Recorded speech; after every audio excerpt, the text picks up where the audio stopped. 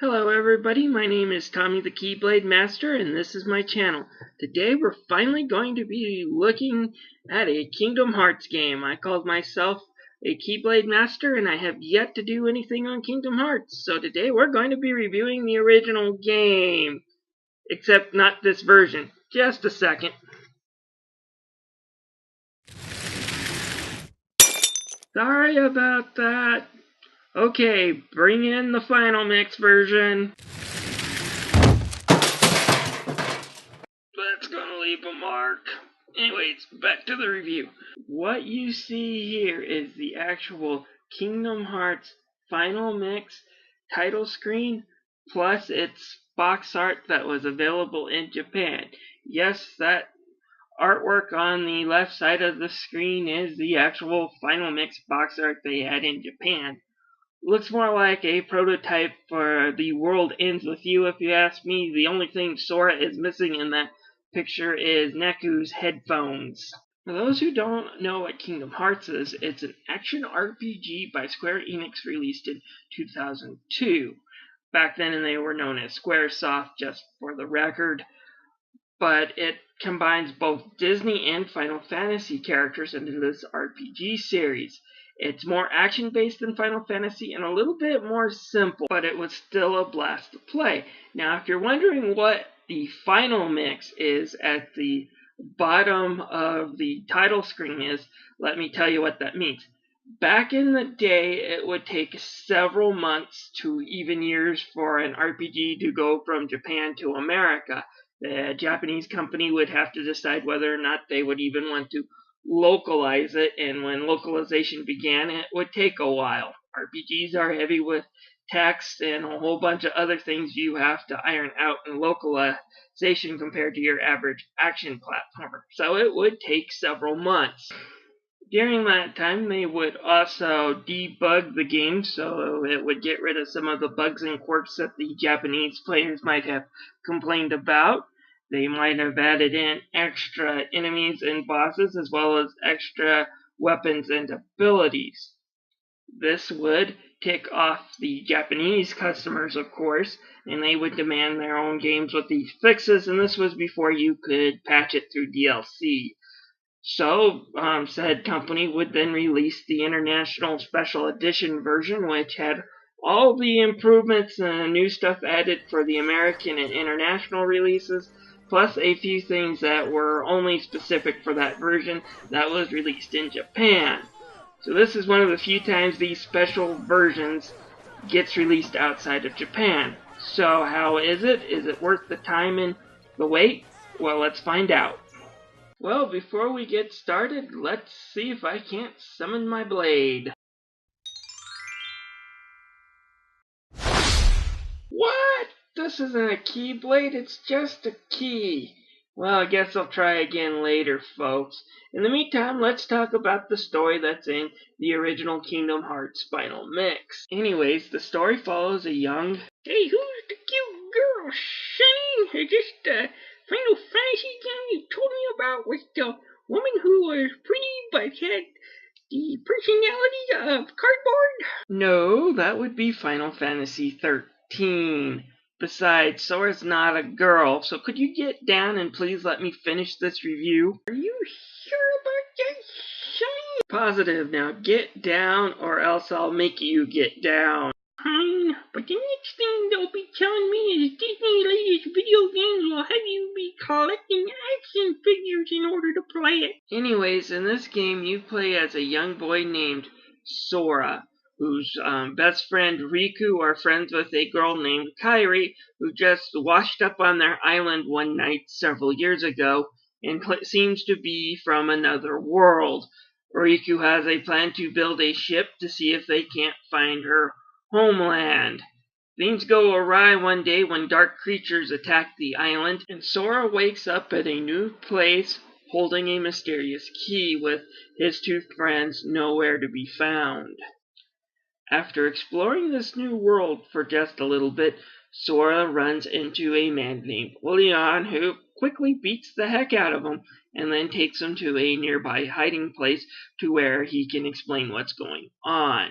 It seems that there's a group of monsters called the Heartless that are going around destroying worlds. The only thing that can stop them is a magical weapon called the Keyblade, which chooses its master. Sora's the latest chosen one to wield the blade. If Sora wants to stop the monsters, he'll have to figure out the way to do it. He also quickly runs into a mage and a knight who are looking for their lost king. I don't have to introduce you to these two. So Sora takes up Donald and Goofy's offer to help them find their king in exchange for their help to find his two missing friends. They journey to different worlds together, each one based off a classic Disney movie. Like this one is obviously Aladdin stage.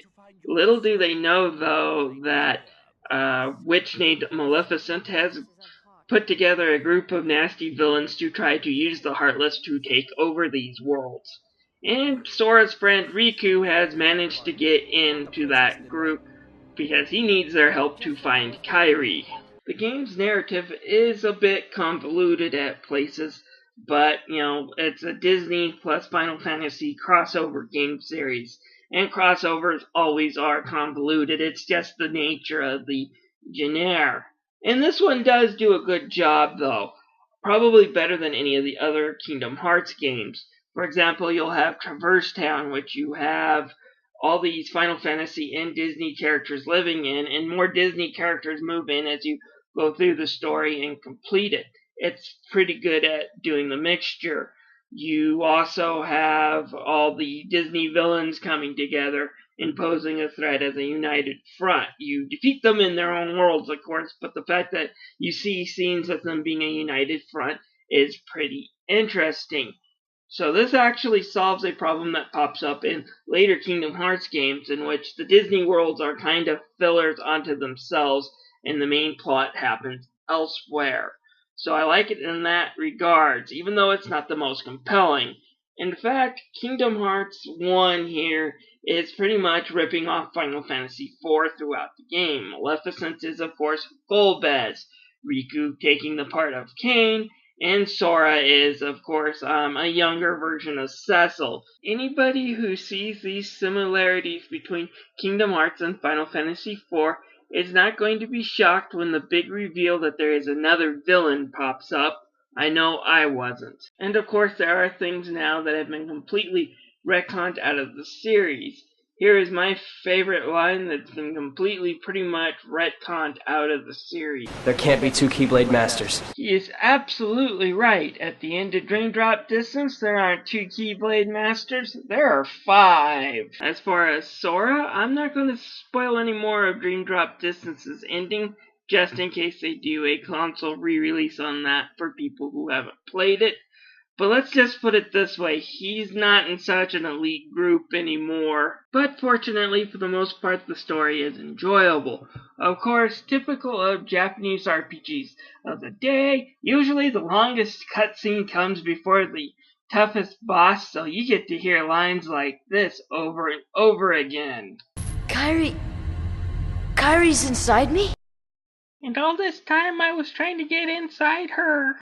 You're just angry because I said what you were thinking. That unnecessary dirty joke comes on behalf of one of the longest cutscenes in the game. It lasts over 5 minutes, and I remember playing this first time through, having to watch it over a dozen times at least, as the hardest boss in the story just kept on kicking my butt over and over again. I just can't wait to hear all the noobs cry about having to watch this scene. Wait. Freeze that frame. Add blur. I'm getting up and talking about this. You mean you can skip scenes now in this new game? Old fart, time for a rant. Yeah, right. Back in the day, we used to watch the cutscenes in RPGs and we liked it.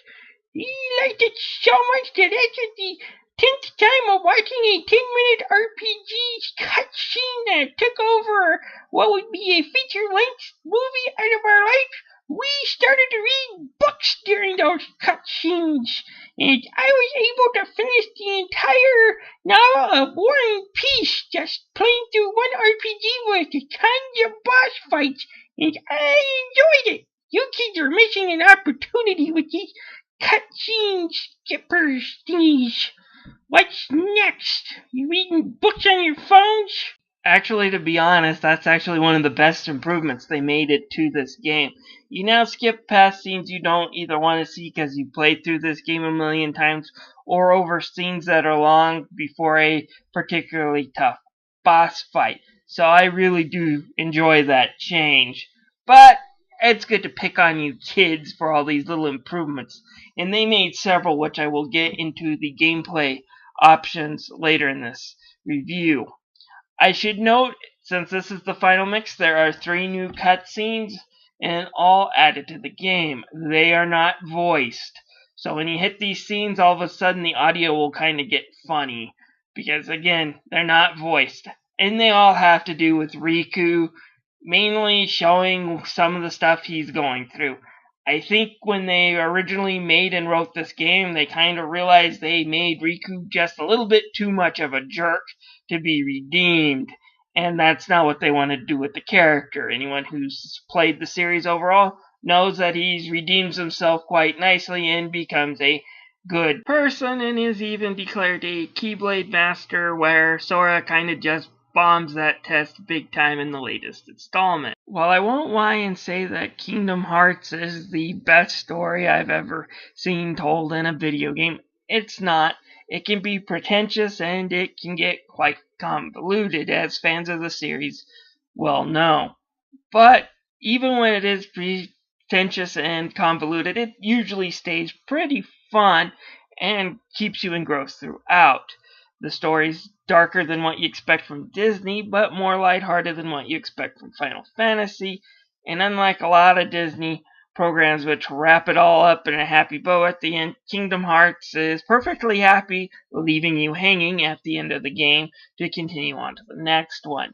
So overall, pretty entertaining story. Not the greatest you'll ever see, but it's fun, and that's why I like it so much. Well, before I start talking about this game's graphics, let's see if I can't summon that blade again.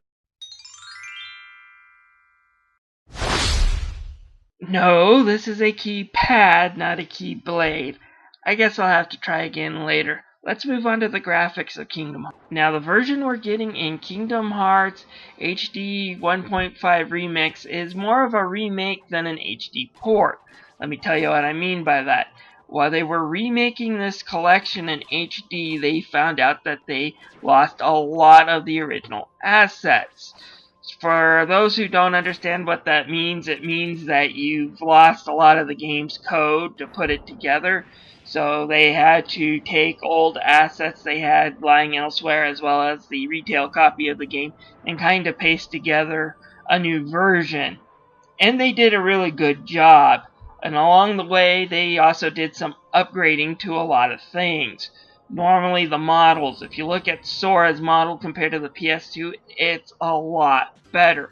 Mainly because they're using the Dream Drop Distance model for Sora in this. So he's more expressive, his face contorts a lot more, and he looks a lot better in HD. I do believe they also did the same thing with Riku, as well as the final boss of the game. Anyways, the character models look great. As far as the game's environments go, they also look superb. They pop out in full color now. They just look beautiful. It still looks like it was from the PS2 era. Square-Enix didn't decide to do a full upgrade to the PS3, nor do I think they should have. So you still have some of the PS2 rough edges, but it looks really great. To me, this is how an HD upgrade should look like. It should look new almost, but at the same time remind you that it's still 12 years old.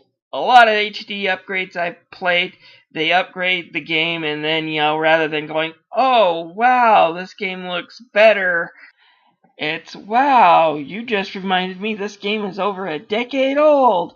I need a reminder of that. Kingdom Hearts does it right. Like I said, it's everything you think about when you put on rose-colored glasses towards old games. It's the best way I can describe it. It looks new even though it keeps a lot of the retro look to it. I just love the way they remade this game. And it's a good thing that the HD upgrade and hit it out of the park. Kingdom Hearts is one of the best looking PS2 games of its time. Mainly because Square-Enix nailed it on the art direction. Now, if you're thinking, well, Alice in Wonderland and Aladdin may not be too big of a stretch, and for the most part, you're right, they're both kind of brightly colored fantasy worlds, you would be kind of correct. But Square Enix also adds in stages like Tim Burton's Macabre Fest, Nightmare Before Christmas, and they do a great job animating the characters. Now, obviously, the game is using computer-generated images and not the stop-motion puppets that the movie had, but they still managed to nail the look of the sets right, the look of the characters, the animation of the characters move like they did in the movie. Basically, the people who made and animated this game, you have a feeling, are big fans of the movies too, and that really just helps the joy of the game. That's not to say that the graphics in the game are perfect, though. Like a lot of games of its eras, it did kind of have some camera problems. The camera does get stuck occasionally, and it also zooms in way too close to Sora, which is kind of good at capturing some of the action feeling to it. However, you will get hit by Heartless from the back just because you didn't see him in combat, and that's annoying. Now, Square Enix did take a few steps to address this issue. Camera control is now done with the second analog stick rather than the shoulder buttons, giving you a lot quicker and better control of the camera than before. But cheap deaths will still happen, especially if you play in proud mode. Well, let's give this summoning thing another chance.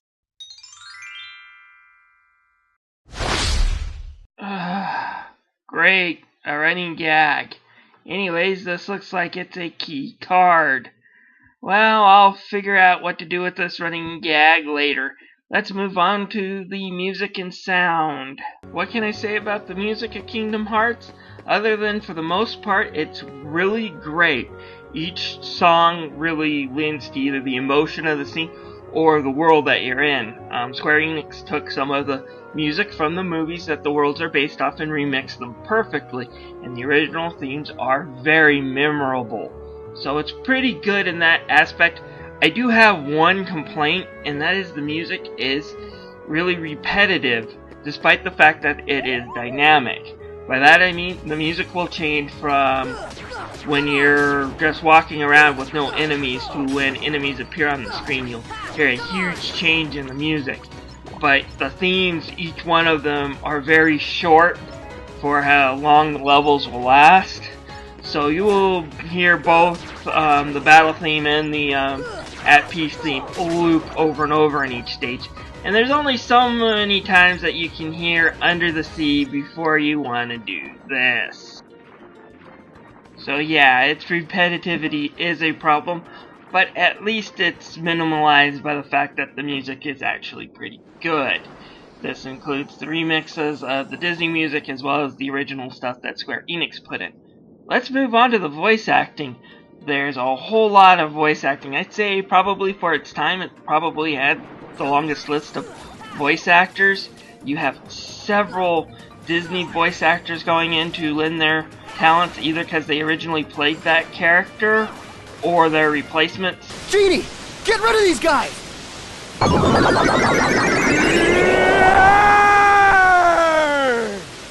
Wish number one coming right. That clip right there demonstrates exactly what I'm talking about. You have Scott Wagner there, still playing the voice of Aladdin. However, you have his official replacement, Dan Castaneda, playing the voice of the genie.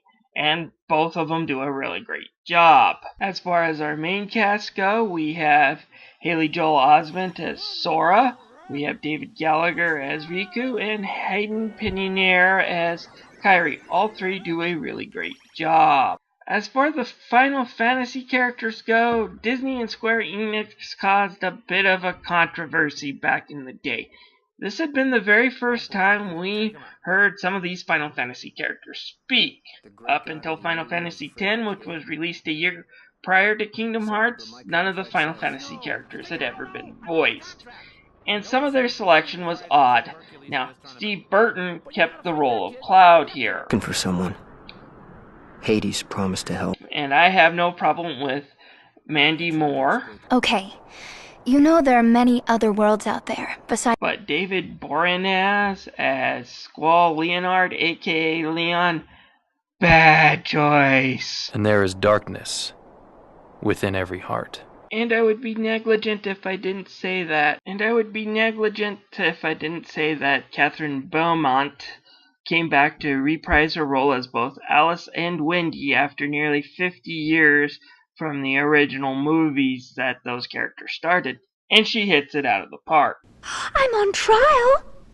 But why? So what is the gameplay like in Kingdom Hearts? It's an action RPG with some platform elements.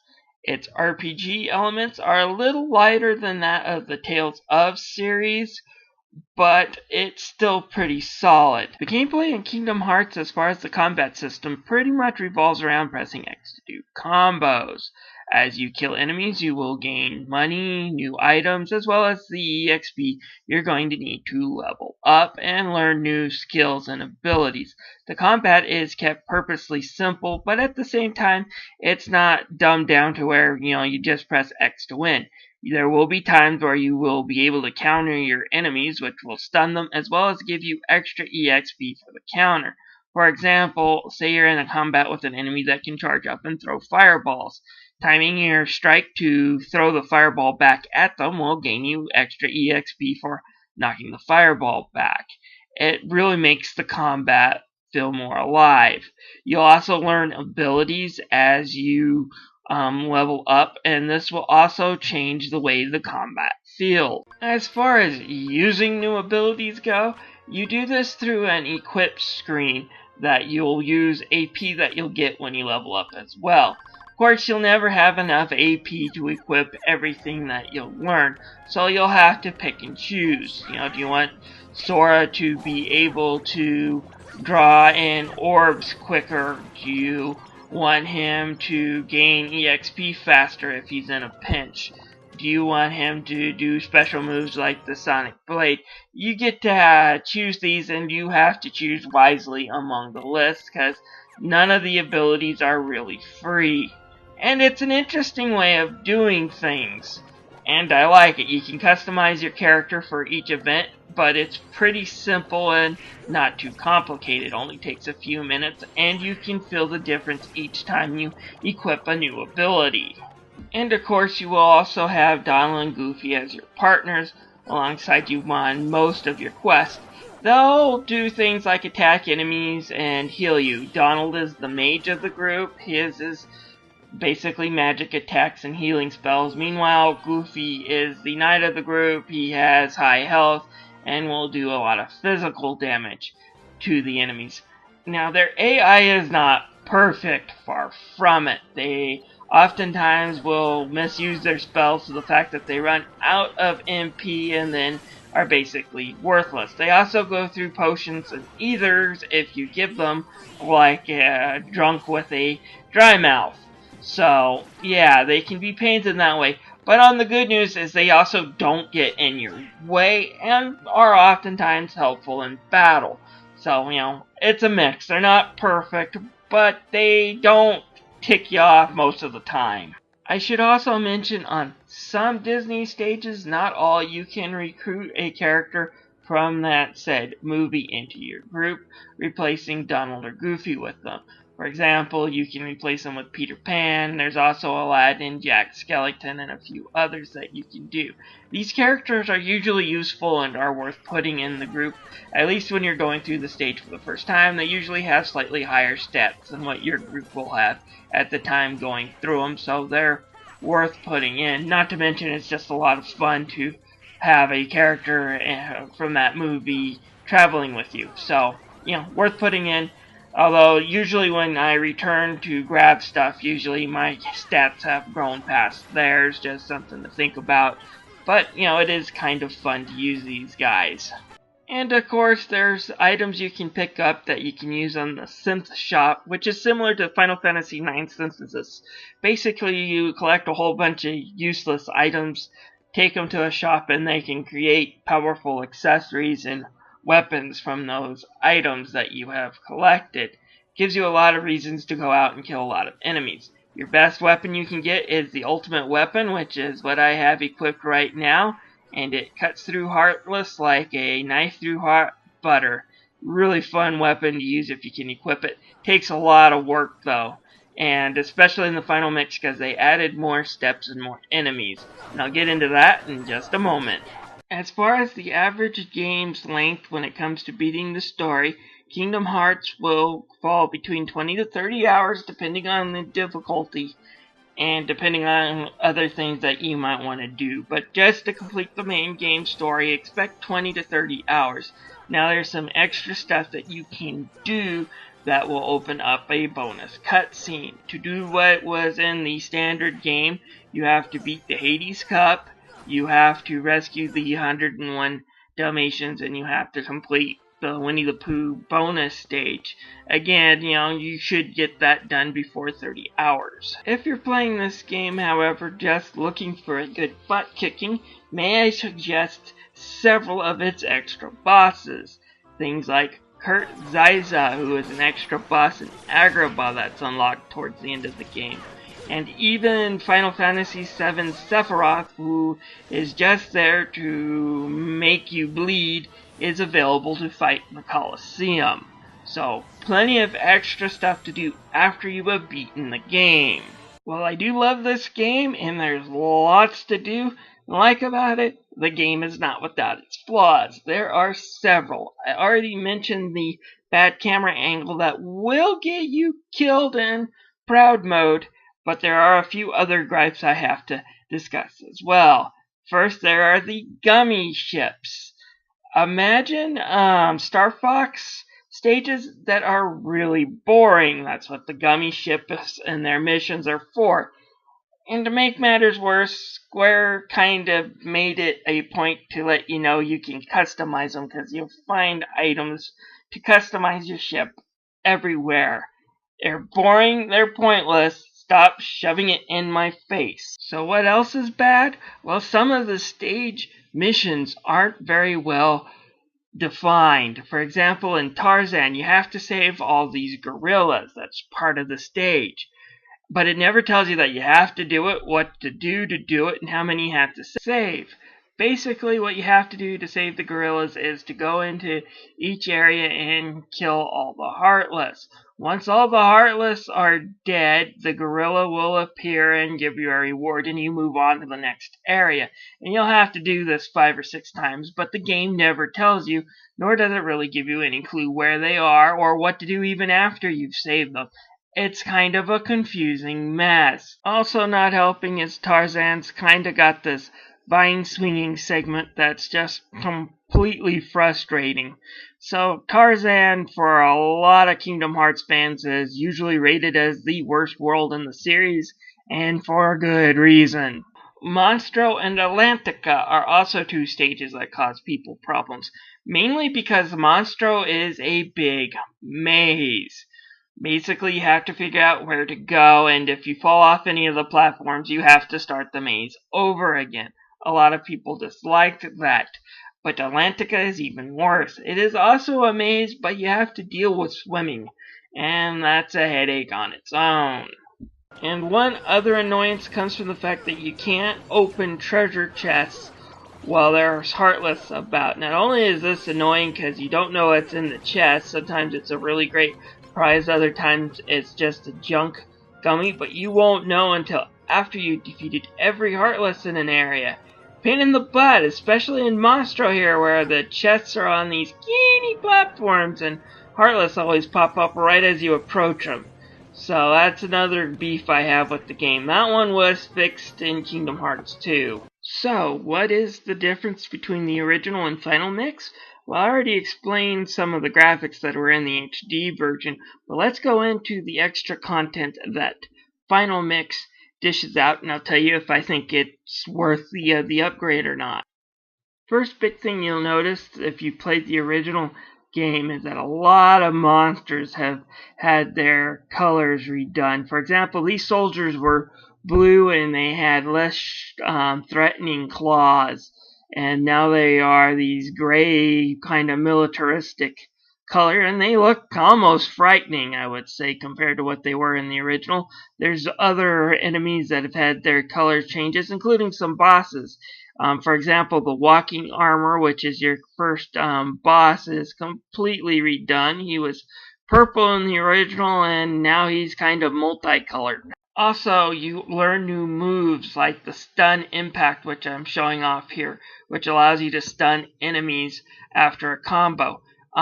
To get these new abilities, they've had to move some of the old abilities aside and often to much higher levels. So that really changes the game. The ability that you used to learn won't be available until you're at a much later level, and you'll have to learn how to use these new abilities. And most of these new abilities are kind of fun to learn. My only complaint was the ability scan, which lets you see the opponent's life bar, was moved up into like the mid-20s, so you won't be getting it until you're probably an Agrabah, which is kind of a pain, but it does make the game a lot more fun. Like I said, playing through the final mix felt like I was playing through Kingdom Hearts for the first time, and that is saying something considering how I've beaten the original version of the game at least a dozen times. There is also another additional boss fight here with the man that's in the hood. Of course, that turns out to be the villain of Kingdom Hearts 2 that we're fighting here, but, it kind of remains a mystery. So fighting him is an additional treat. He's a really hard boss to fight. Some say he's harder than Sephiroth. I kind of disagree. I think he's easier than Sephiroth, but he throws in a whole lot more attacks, a whole lot quicker than Sephiroth. On top of all these other new features, there are tweaks to the way the game is played and 3 new difficulty levels to select from. First is the new beginner mode. Now, beginner mode is just that, really easy for beginners. Sora starts off with some of the rarest items in the game, an EXP booster, one of the best defensive accessories already equipped to him, plus his pocket is full of handy power-ups that you can use to boost his stats right away. So it's really easy to get through if you are just starting out. On top of that, you have normal mode, which is also a little harder, but I've already gone through that. I think a lot of the new challenge there is just that your old abilities aren't what they used to be, and you just got to adapt to it. It's actually pretty fun. And then you got Proud Mode. Now, Proud Mode makes the old Expert Mode look like Beginner's Mode. It is there just to kick your butt. So be prepared for a challenge if you choose that. Now, your reward for completing Proud Mode is that you get a new secret trailer for Kingdom Hearts 2 to appear if you beat Proud Mode. You can also get that trailer to appear in normal mode, but you've got to 100% everything, which is something I did in this one. It's just a whole lot of fun to go through these extra bosses and get the ultimate weapon on normal, so I did. But that's what you can expect in Kingdom Hearts Final Mix. Would I have gotten this Final Mix if it was released on the PS2 back in the day? I don't know the answer to that. I don't think I would have spent 50 extra bucks to play a game I bought when it was new, just to play a version with a few new specs, maybe 20. However, as part of an HD collection that bundles another good but not great RPG, Chain of Memories, I think it's definitely worth a try, and I'm glad that I've went out and bought this game. Now, I do believe I have blathered on about this game long enough. Kingdom Hearts Final Mix is a really great game, and it's part of a pretty good HD collection. It's one of the best HD upgrades I've seen. I give it a 4.8 out of 5. Definitely must get if you're a fan of action RPGs, or if you're a beginner looking to get into an action RPG. It's a little bit more basic than a Tales of game like Tales of Exilia, but that's not necessarily a bad thing. Like I said, it's perfect for someone who wants a little bit more casual affair or something with a little bit more platforming to it. I will be taking a quick look at the second game in this collection, RE Chain of Memories, a short time from now. I'm also putting a guide up for that game, and I will also take a look at 358 over 2 days available on this collection. I'll give you a hint, it's not the way to experience 358 over 2 days. In fact, I think it's kind of crappy. Well, I guess before I leave, I should at least try to summon that Keyblade of mine one more time.